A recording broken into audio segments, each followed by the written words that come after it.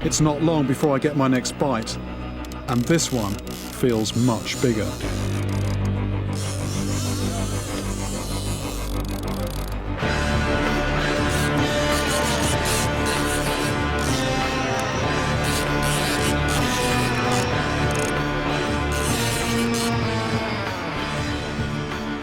This fish could be bigger than I am. When the fish wants to go, I'm letting it go, but I'm letting it go under pressure. It's having to work for the line it takes away. And then when the fish takes a bit of a breather, I'm hoping, you know, in those little gaps, I can gain a wee bit of line. I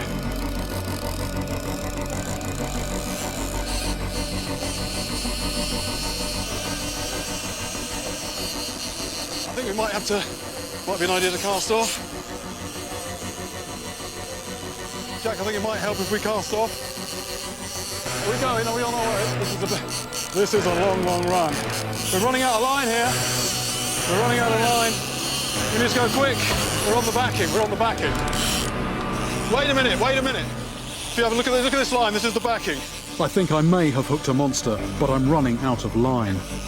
That's the end of my line there, off the reel. I want to get the proper line back on the reel. Right, there we are. We've got the line back on the reel here. That was hairy. I was just watching my line going. That line's coming up in the water. There's the fish. There's the fish. There it is. There we go. There we go. There we go. There we go. Ah, I've seen the fish now. That is certainly a big fish.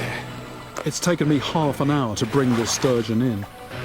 Knowing that this is only around half the length they can grow to, I now totally believe that a larger one could drag a tree stump into the water.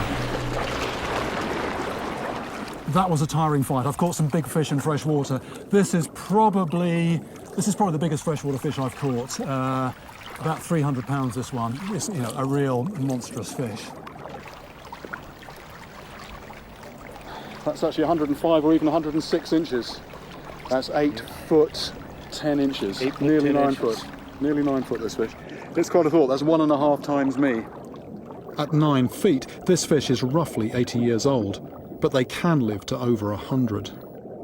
This looks big in the water, but these things grow to 20 foot, possibly even more, and I mean, just imagine seeing that in the water. I mean, you could be forgiven for saying that was a monster. Up to 20 feet long matches all the descriptions I've heard about the monster, including Robin's. Plus, the pectoral fins and the long, streamlined body fit how she described what she saw. But what about the teeth marks on the propeller? Just take a little look at the mouth here. Although it's, you know, you could say it's predatory, it's eaten quite a large dead fish, but there's no teeth in there at all. I can put my hands in there. See, it's very telescopic. You can imagine that just extending and literally just sucking in a small fish. Having only gums means it couldn't have been teeth marks on the propeller, but I think I know what caused them.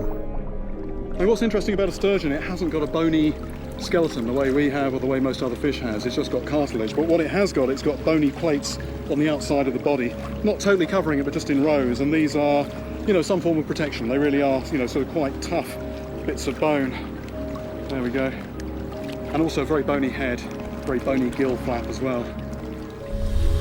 I believe Bill Treffon's parents actually ran over a white sturgeon, and the propeller going over its bony plates caused what looked like teeth marks. It may not have any teeth, but this mouth is perfectly formed for being a bottom feeder, eating mollusks and small fish. This would explain why it is so rarely seen on Lake Iliamna or Lake Clark, because it spends most of its time in up to 1,000 feet of water.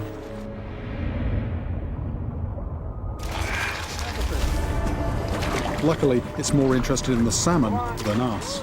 A lovely Alaskan pike. Just do a quick measure here.